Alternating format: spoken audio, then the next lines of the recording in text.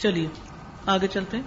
الی قیام الساعہ، قیامت تک. مقصد اصل میں اس بات کا یہ تھا کہ اہل حق صحیح عقیدہ قیامت تک باقی رہے گا، اس کو کوئی مٹا نہیں سکتا. ایک دفعہ نبی صلی اللہ علیہ وسلم نے لیظہرہ علی الدین کلہ جو کر دیا نا، کہ دین کو اسٹیبلش کر دیا نبی صلی اللہ علیہ وسلم نے، اب کوئی اس کو ڈی روٹ نہیں کر سکتا. قرآن محفوظ کتاب ہے، اس میں کوئی تبدیلی نہیں کر سکتا. نبی صلی اللہ علیہ وسلم کی سنت اوتھینٹک احادیث موجود ہیں، کوئی ان کو نقصان نہیں دے سکتا.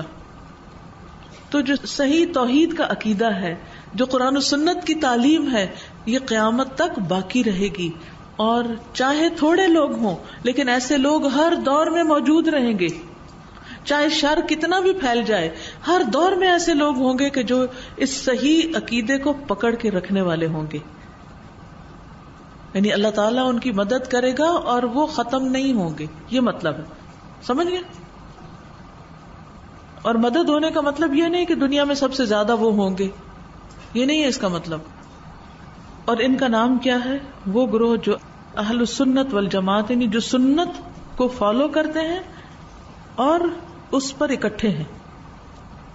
اکٹھے ہونے کا مطلب کیا ہے کہ اگر ان میں کوئی ڈفرینسز ہوتے ہیں تو ان کو جب یہ کہا جائے کہ اللہ تعالیٰ نے فرمایا، رسول اللہ صلی اللہ علیہ وسلم نے فرمایا، تو اپنی ذاتی رائے، اپنا سب کچھ چھوڑ کر کیا کرتے ہیں؟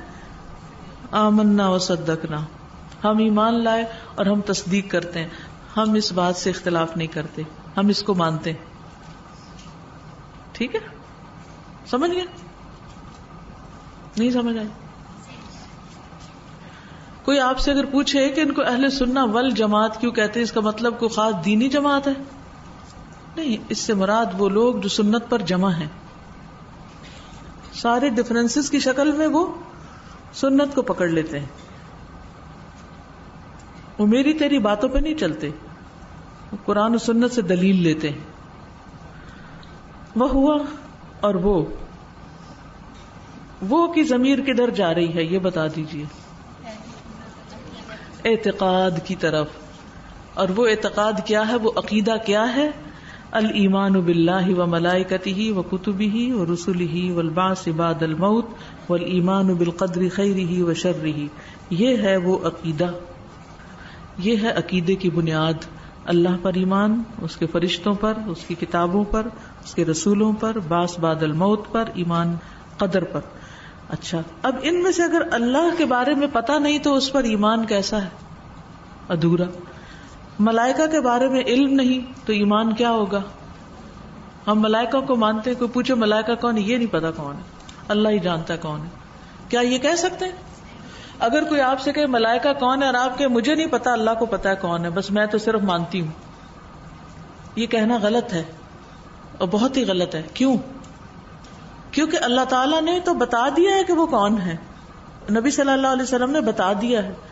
اگر آپ کہتے ہیں ہمیں نہیں پتا، اللہ ہی کو بس پتا ہے، تو یہ پھر آپ اللہ کے رسول صلی اللہ علیہ وسلم کو کیا مان رہے ہیں کہ کیا انہوں نے آپ کو بتایا کچھ نہیں؟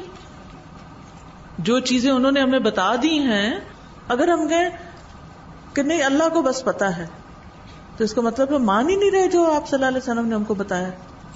تو یہ نہیں کہنا چاہیے. ہاں، جو اللہ تعالیٰ نے فرمایا اس کو پڑھ کے، جو رسول اللہ صلی اللہ علیہ وسلم نے فرمایا اس کو لے کے، پھر کوئی بات سمجھ نہیں آتی یا جتنا ہمیں سمجھ آئے تو ہم کہتے ہیں اصل بات اللہ کو پتا ہے، ہمیں تو بس اتنا پتا ہے جو ہمارے سامنے آ گیا، کیونکہ ہم کو علم کلی تھوڑی رکھتے ہیں. پھر رسولوں کے بارے میں تو رسولوں کا بھی پتا ہونا چاہیے. اپنے بچوں کو قصص النبیین پڑھائیں، سکھائیں، انبیاء کے حالات، واقعات، سٹوریز کی شکل میں سنائیں. سب ماؤں کے لیے ہوم ورک ہے، ضروری نہیں آج کریں، 1 سال میں کریں، 2 سال میں کریں. اپنے سارے بچوں کو کہانیاں سنائیں. زبانی نہیں آتی تو اوتھینٹک کتابیں ایسی لے لیں کہ جس میں پیغمبروں کی کہانیاں ہوں، صحابہ کی کہانیاں ہوں. وہ آپ بچوں کو بیڈ ٹائم سٹوریز کے طور پر یا کسی بھی وقت بٹھا کے، جیسے میں نے آپ کو کہا نا کہ گھر میں علم کلچر عام کریں، گھر میں علم کلچر عام کریں، ماحول بنائیں، گھر کے اندر مل بیٹھ کے پڑھنے کا ماحول بنائیں. آپ کتاب لے لیں، اپنے بچے کو دیں، آپ پڑھو، پھر دوسرا پڑھے، پھر تیسرا پڑھے، مل کے سٹوریز ریڈ کریں. ٹھیک ہے؟ ورنہ تو ایمان کیا. آپ اپنے بچوں سے جا کے پوچھیں کہ تم مجھے نوح علیہ السلام کے بارے میں بتاؤ، تو اگر اس کا فیس بلینک ہے کہ ہیں وہ کون ہے، وہ کون سے انکل ہیں، آپ کن کی بات کر رہی ہیں، تو پھر اس کا مطلب آپ نے ان کو ایمان ہی نہیں دیا. تو ماں کا کام صرف کھانا پینا دینا نہیں ہے، صرف پیدا کر کے دودھ پلا دینا کام نہیں ہے. ایمان بھی ماں کی طرف سے آتا ہے، وہ بھی ساتھ ٹرانسفر ہوتا ہے. اور ایمان علم سے آتا ہے. گواہی کس کی بنا پر ہوتی ہے؟ علم کی بنا پر. والبعث بعد الموت، موت کے بعد دوبارہ جی اٹھنا، اس کے بارے میں بھی علم ہونا چاہیے. موت کے بعد سب سے پہلا مرحلہ کون سا ہے؟ قبر کا. قبر کا حساب کتاب یہ بھی بچوں کو پتا ہونا چاہیے. کیسے فرشتے ہوں گے، کیسے آئیں گے، کیا پوچھیں گے. یہ ایک چھوٹا ٹیسٹ ہے، قیامت کے دن بڑا ہے. کیونکہ جب بچوں کو یہ بتاتے ہیں نا، بعض اوقات وہ کہتے ہیں اچھا حساب تو قیامت کے دن ہونا ہے، تو قبر میں کیوں سزا جزا مل رہی ہے؟ قبر میں بھی تو ایک چھوٹا ٹیسٹ ہے نا. کچھ ٹیسٹ دنیا میں ہے، کچھ قبر میں ہے، کچھ آخرت میں. جیسے آپ کسی یونیورسٹی میں پڑھتے ہیں تو ٹرم ٹیسٹ ہوتے ہیں، پھر مارکس ہوتے ہیں، پھر فائنل ہوتے ہیں. تو قیامت کے دن کا امتحان فائنل ایگزام ہے. ٹھیک ہے، فائنل ایگزام ہے قیامت کے دن. لیکن اس سے پہلے کے جو ایگزامز ہیں، کیا ان کا کوئی مقصد ہے؟ کیا ان کا کوئی نتیجہ نکلتا ہے؟ کیا اس کے اوپر کوئی اثر پڑتا ہے کسی چیز کا؟ جی. تو ان امتحانوں کی بھی تیاری کرنی ضروری ہے. تو قبر میں کیا ہوگا اس کی تیاری بھی ضروری ہے. تو اپنے بچوں کو ایک ایک چیز بتائیں. انشاءاللہ ہم اس عقیدے کی کلاس میں بھی ہم آگے جا کر آپ کو ڈیٹیل بتائیں گے، لیکن پھر آپ نے اس کو آگے ٹرانسفر کرنا ہے. اگر آپ ایک ٹیچر ہیں تو بحیثیت ٹیچر کے آپ اپنے شاگردوں کو اسکول میں، گھروں میں، کہیں بھی ان سارے مرحلوں کو اچھی طرح واضح کر دیں کہ کل کیا ہونے والا ہے، تاکہ وہ اپنی زندگی کی بنیاد ٹھیک رکھیں. اور پھر تقدیر کے بارے میں، تقدیر کیا، اللہ کی قدر کیا، کون بتائے گا؟ کل جو میں نے ڈیفینیشن کی تھی وہ کیا تھی؟ اللہ سبحانہ تعالیٰ کا اشیاء کو انداز میں بنانا. ٹھیک ہے، اوکے. تقدیر اچھی بھی ہوتی ہے، بری بھی ہوتی ہے. کیا اللہ نے بری تقدیر بنائی؟ نہیں.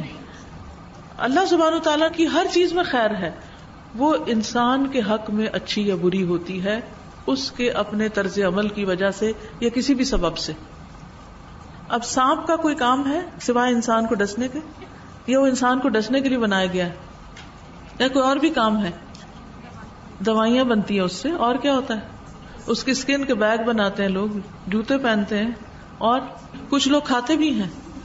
جی ہاں، ایکو سسٹم میں بھی ان کا ایک سائیکل میں ان کا اپنا ایک کام ہے. سانپ زمین کے اندر سے ان زہریلے عناصر کو کھا جاتے ہیں، جذب کر جاتے ہیں کہ اگر وہ نہ کریں تو ہماری جو فوڈ ہے وہ پوائزنس ہو جائے. لیکن انسان کو ڈس جائے تو انسان کے لیے کیا ہو جاتا ہے؟ وہ شر ہو جاتا ہے.